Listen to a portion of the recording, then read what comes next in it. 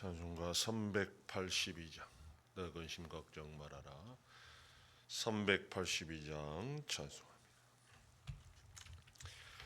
너 근심 걱정 말아라. 주 너를 지키리. 주 날개 밑에 걸어 주 너를 지키리. 주 너를 지키리. 아무 때나 어디서나 주 너를 지키리. 늘 지켜주시리.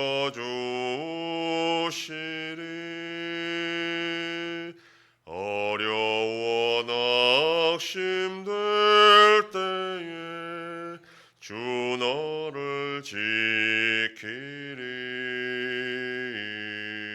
위험한 일을 당할 때 주 너를 지키리. 주 너를 지키리. 아무 때나 어디서나 주 너를 지키리. 늘 지켜주시리. 너쓸 것 미리 아시고 주 너를 지키리. 구하는 것을 주시며 주 너를 지키리. 주 너를 지키리. 아무 때나 어디서나 주 너를 지키리. 늘 지켜주시리.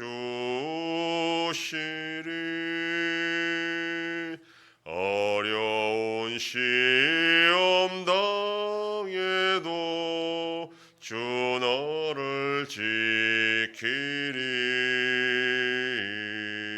구주의 품에 걸어 주 너를 지키리.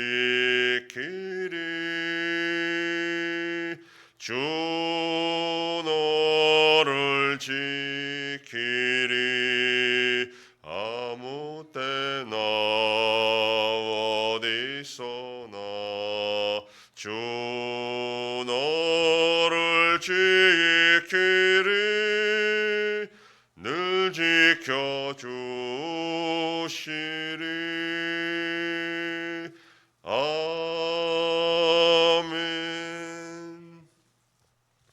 전능하사 천지를 만드신 하나님 아버지를 내가 믿사오며 그 후의 아들 우리 주 예수 그리스도를 믿사오니 이는 성령으로 잉태하사 동정녀 마리아에게 나시고 본디오 빌라도에게 고난을 받으사 십자가에 못 박혀 죽으시고 장사한 지 사흘 만에 죽은 자 가운데서 다시 살아나시며 하늘에 오르사 전능하신 하나님 우편에 앉아 계시다가 저리로서 산자와 죽은 자를 심판하러 오시리라. 성령을 믿사오며 거룩한 공예와 성도가 서로 교통하는 것과 죄를 사하여 주시는 것과 몸이 다시 사는 것과 영원히 사는 것을 믿사옵나이다. 아멘. 하나님 말씀 요한계시록 11장 11절에서 14절까지의 말씀입니다. 신약성경 410페이지. 요한계시록 11장 11절로 14절 말씀 한 절씩 교독합니다. 3일 반 후에 하나님께로부터 생기가 그들 속에 들어가매 그들이 발로 일었으니 구경하는 자들이 크게 두려워하더라.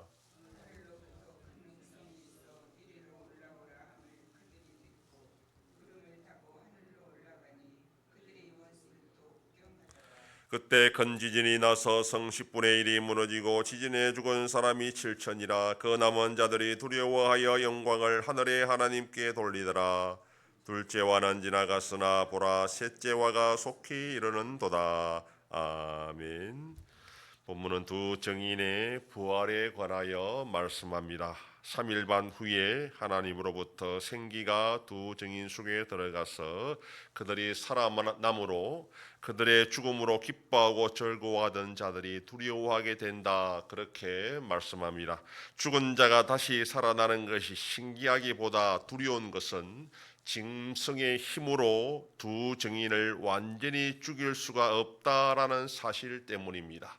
세상이 두 증인의 증거로 인하여 괴로워했는데 짐승에 의해 두 증인이 죽자 더 이상 자신을 괴롭혔던 자들이 없어짐으로 말미암아 이제 계속 마음대로 살 수 있을 것이라 그렇게 생각하고 그 죽음에 대해 기뻐하고 즐거워했습니다. 그런데 금방 다시 살아나는 것을 보니 짐승의 힘으로는 두 증인을 살리신 하나님의 능력이 훨씬 크다. 거기에 비할 바가 되지 못한다 하는 이 사실 때문에 자신들도 결국 하나님으로부터 심판을 받을 수밖에 없다라는 이 생각 때문에 그들은 두려워했다라는 것입니다.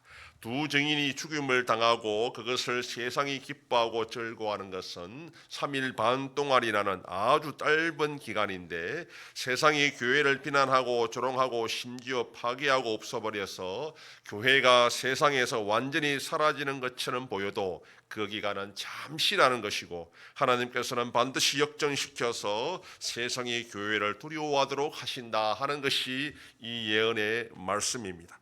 더 놀라운 것은 하늘에서 음성이 나서 이리로 올라오라 그렇게 하여 그들이 구름을 타고 올라갈 때에 그들을 미워하고 싫어하던 원수들이 다 구경한다고 말하고 있습니다. 또한 그때 큰 지진이 나서 성 10분의 1이 무너지고 7,000명의 사람들이 죽고 나머지 사람들은 하나님께 어쩔 수 없이 영광을 돌리게 된다 그렇게 말합니다.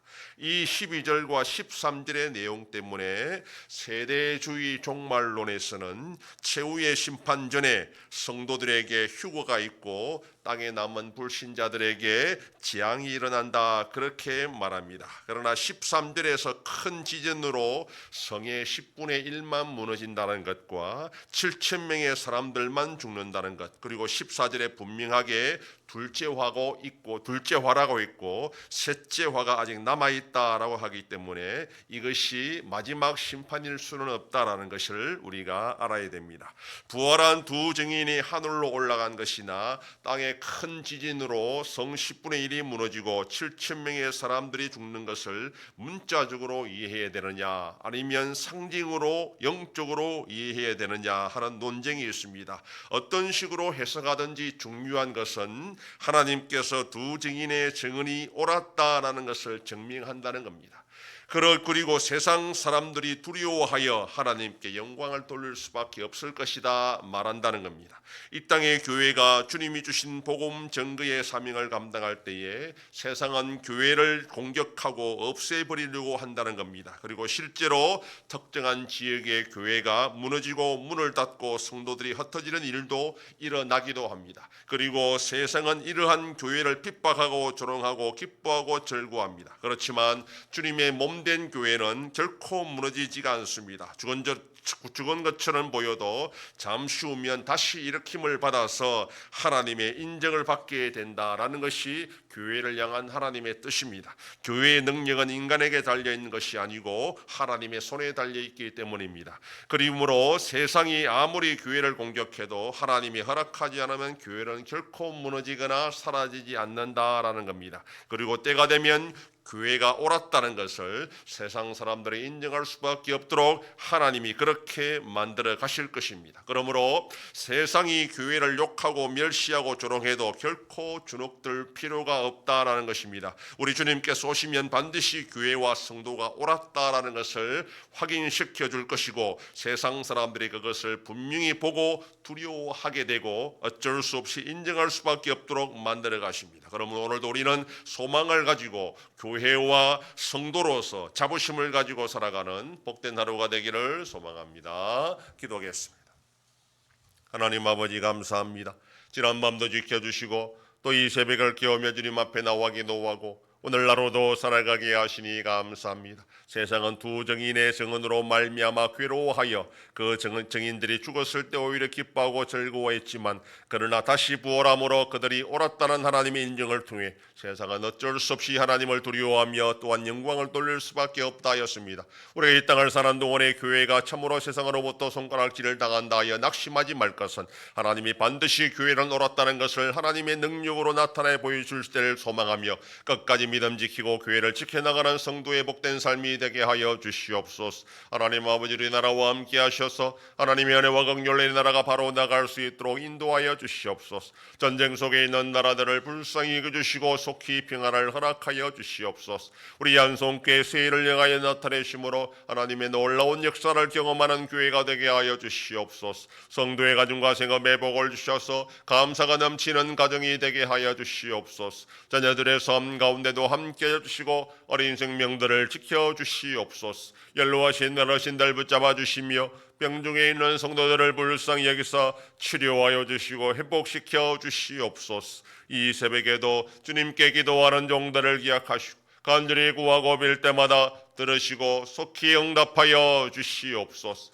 감사드리며 예수님 이름으로 기도드립니다. 아멘. 하늘에 계신 우리 아버지여, 이름이 거룩히 여김을 받으시오며 나라의 임하옵시며 뜻이 하늘에서 이룬 것 같이 땅에서도 이루어지이다. 오늘날 우리에게 일용할 양식을 주옵시고 우리가 우리에게 죄 지은 자를 사하여 준 것 같이 우리 죄를 사하여 주옵시고 우리를 시험에 들게 하지 마옵시고 다만 악에서 구하옵소서. 대개 나라와 권세와 영광이 아버지께 영원히 있사옵나이다. 아멘.